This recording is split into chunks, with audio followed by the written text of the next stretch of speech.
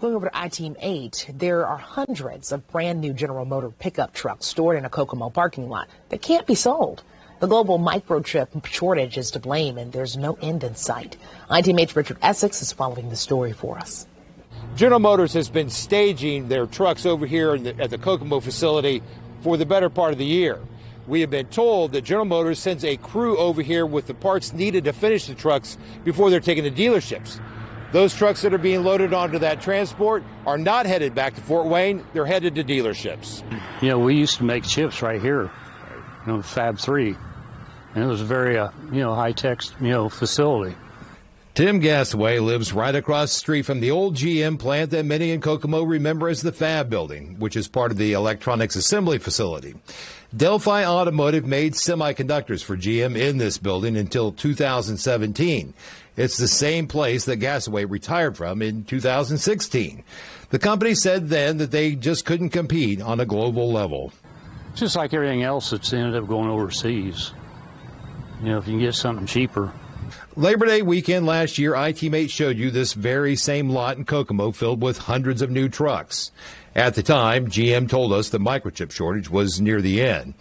Earlier this week, from our drone video, we estimate around 1,000 trucks in one parking lot and another 250 in a back lot, which is just a fraction of the 95,000 vehicles the company says that they have that are waiting for parts. Contributing to the parts shortage problem is the just-in-time inventory that auto manufacturers adopted a few years ago. They no longer stockpile parts, but instead rely on a supply chain to keep the assembly lines moving. My research is in how to manage supply chains under uncertainty. And we've seen a huge increase in uncertainty in supply chains in the last couple of years. Kyle Cantini is a professor at the IU Kelley School of Business in Bloomington. He says the leaner inventory maintained by manufacturers works when everything is right in the world. COVID proved that the supply chain is vulnerable and may require some adjustments, like making the chain a little bit shorter. The longer your supply chain, like from here stretching all the way across the globe, the more it's subject to the whims of all of the uncertainty. It's going to be more easily disrupted. And so, for some supply chains, it may make sense to bring more stuff close by. General Motors responded to I-Team 8's questions about the trucks in Kokomo. The semiconductor supply chain is strained and susceptible to unexpected events. We are making good progress completing those vehicles and expect to complete substantially all the vehicles by the end of the year.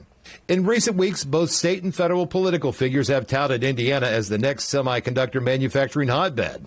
Skywater Technology is building a facility near Purdue's campus, and the state is investing billions into a high-tech research business park in Boone County, neither of which will solve the current semiconductor supply problem, but could shorten the supply chain for many here in the Midwest. In Kokomo, Richard Essex, Wish TV, I-Team 8.